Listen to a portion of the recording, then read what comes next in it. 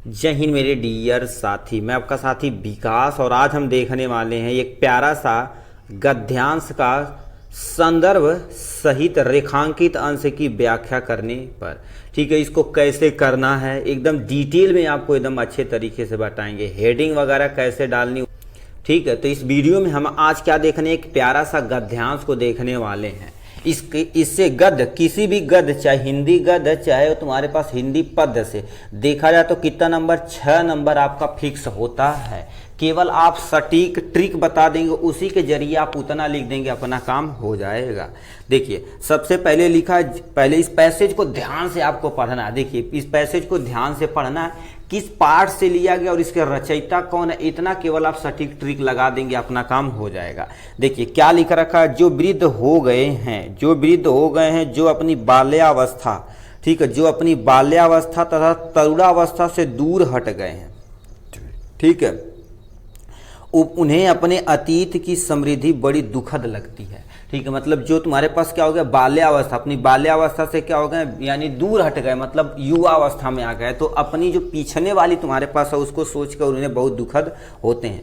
वे अतीत की, ठीक है, अतीत की स्वप्न देखते हैं। ठीक है, यहाँ तक आपको लिखना। फिर ये जो अंडरलाइन किया गया इसे प्लीज ध्यान से सुनिए। तरुणों के लिए जैसे भविष्य उज्जवल होता है वैसे ही वृद्धों के लिए अतीत होता है। क्या होता है, अतीत होता है। वर्तमान से दोनों को असंतोष है। ठीक है, वर्तमान को दोनों से असंतोष है। बूढ़ा व्यक्ति सोचता है हम कि युवा हो जाए, और युवा व्यक्ति सोचता हम अगले तरह से क्या करें अपने, ठीक है, उज्जवल भविष्य के बारे में सोचें। तरुण भविष्य को वर्तमान में लाना चाहता है, और वृद्धा व्यक्ति, ठीक है, वृद्धा अतीत को खोज कर, ठीक है, खींचकर वर्तमान में देखना चाहता है। ठीक, इतना हो गया। ये दो लाइन अंडरलाइन किया गया, इसे आप दोबारा अंडरलाइन करके एक बार और पढ़ेंगे, इसी से हमें 2 नंबर मिलेगा। लिखा, तरुण क्रांति के समर्थक होते हैं और वृद्ध अतीत गौरव के संरक्षक। इन्हीं दोनों के कारण हमारा वर्तमान जो है सदा चुभ है, ठीक है, चुभ रहता है। इसी से वर्तमान काल सदैव सुधार का काल बना रहता है। ठीक है, तो यानी सोचते हैं कि हम अब पास्ट की तरफ चले हैं, सोचे फ्यूचर की तरफ से चले जाए दोनों लोग। इतना दिया गया है। अब इससे क्या लिख रखा है, देखिए पहला क्वेश्चन इससे क्या पूछा गया है। सबसे पहले संदर्भ, मतलब किस पार्ट से लिया गया, इसके लेखक कौन है, इसे आप लिखेंगे तो कितना नंबर मिल जाएगा, 2 नंबर इस पोर्शन से आपसे मिलेगा। कैसे लिखना है, तो ध्यान से आपको संदर्भ हेडिंग ऐसे डालनी पड़ेगी। तो क्या लिख दिए हैं, अब हम थोड़ा सा कलर चेंज कर लेते हैं, ऐसा कलर ले लेते हैं। देखिए, प्रस्तुत गद्यांश हमारी पाठ्य पुस्तक हिंदी के गद्य खंड से संकलित क्या लिखूं नामक शीर्षक से लिया गया। एक पॉइंट आप याद रखिए, ये किससे लिया गया, क्या नामक पाठ शीर्षक से लिया गया है। ऐसे क्या लिखेंगे, प्रस्तुत पद्यांश हमारी पाठ्य पुस्तक हिंदी के गद्य खंड से संकलित क्या लिखूं नामक पाठ से लिया गया है।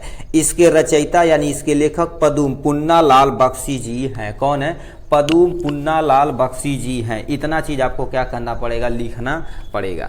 फिर तुम्हारे पास क्या बोल दिया है, रेखांकित अंश की तुम्हें क्या करनी पड़ेगी, व्याख्या करना पड़ेगा।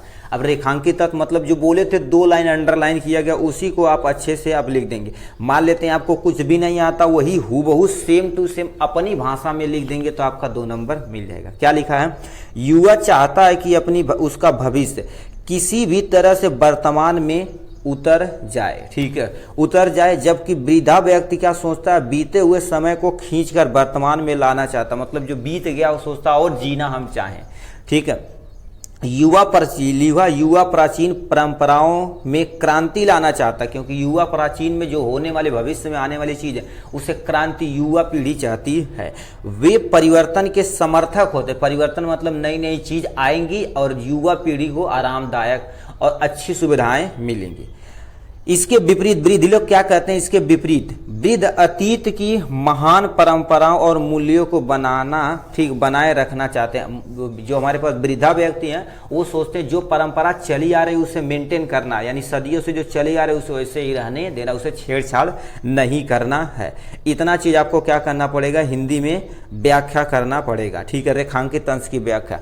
फिर क्या लिख रखा है, लेखक ने वर्तमान काल को सुधारने का काल क्यों कहा गया है। इसमें दोनों व्यक्ति क्या हो गए, युवा और बूढ़े दोनों लोग परेशान है, इसलिए सुधारने का काम कर रहा है। तो क्या लिखेंगे, वर्तमान एक वरदान के प्रकार मनुष्य के जीवन को सुधारने का काल होता है, लेकिन वृद्धा और युवा दोनों ही दोनों ही वर्तमान से नाराज हैं।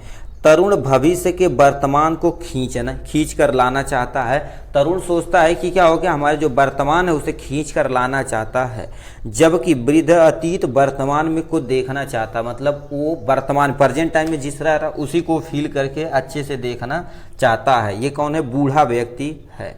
ठीक है, तो इतना आपको पैसे लिखना पड़ेगा तब जाके अपना काम होगा। ठीक है, यहाँ से देखिए, क्या यहाँ से आप स्क्रीनशॉट ले सकते हैं। क्या लिखूं नाम से, क्या लिखूं नामक पाठ से लिया गया। इसके रचयिता पुन्नालाल बख्शी जी हैं। रेखांकित अंश की व्याख्या यहाँ पर हमने कर दिया है, और हमारे पास लेखक ने वर्तमान काल को सुधारने को क्यों कहा है उसका हमने यहाँ पर वर्णन कर दिया है। ठीक है, चलिए आज के लिए बस इतना ही। फिर मिलेंगे नेक्स्ट वीडियो में नेक्स्ट टॉपिक के साथ। तब तक के लिए bye bye and take care.